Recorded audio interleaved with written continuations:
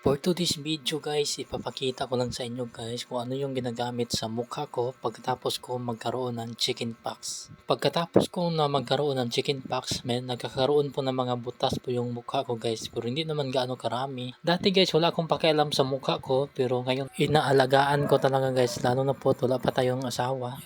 Bala ko kasi na ipaderma po yung mukha ko. Yung time na nagpa-check up po ako, sabi sa doktor na 3 to 6 months bago po i-derma po yung mukha ko. Sa ngayon, ito muna yung gagamitin ko. Sana po hindi na tayo umabot sa derma kasi sobrang mahal ka talaga guys. Umabot po ng 50 to 60,000 guys yung magpa-derma ka guys. Ito pala guys ang ginagamit ko sa mukha ko guys. Yun pa lang sa itaas guys, para siyang bandage. Hilain po yung mukha mo guys para mawala po yung mga butas. Ito pala guys, sobrang mahal po ito. Umabot po to ng 1,000. Ito guys, sobrang dami yung ginagamit sa mukha ko guys. Yan. Yan, kayo na lang po magbasa guys. Ito guys, sunscreen to siya guys. Yan pa guys. Tapos yung isa, vitamins. Ito si Body Macho. Sunscreen pa din to guys. Ito din, sunscreen. Tapos ito, sunscreen din to. Pero, i-spray mo siya sa katawan mo guys. Sa balat mo. Yan po lahat guys. May aloe vera pa guys. Yan guys. At saka may ano pa yan guys, loyang dilaw. At saka may ano pa din, yung tono. Ito yung ginagamit ko guys bago ko applyan po yung mukha ko. A few minutes later. At ito guys, applyan ko na pala. Ito yung unang gamitin ko guys. Ilagay mo dyan yung cotton para mabasa po siya guys. Tapos, saka mo i-rub sa mukha mo. Ganito lang pala yung pag-apply guys. Kailangan po na yung paglagay mo guys, one way lang po guys. Ganyan guys. Hindi mo siya pwedeng ibalik-balik guys.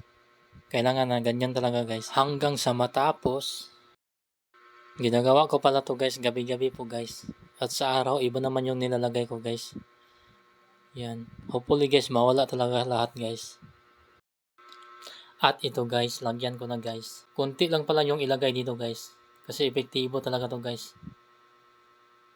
Ito palang nilalagay ko guys, resita po to sa doktor guys. Kaya safe po isa ilagay sa mukha. Ayan guys. Ganyan lang po yung pag guys, kuha. Tapos yung paglagay, ganyan lang din. Siyempre kung saan yung may butas, doon mo lang ilalagay guys. Hindi naman pwedeng lahat guys kasi ang liit lang po talaga nito guys. 10 milligrams. Tapos sobrang liit guys. Tapos sobrang mahal po. Ganyan lang guys hanggang sa matapos guys. Ayan.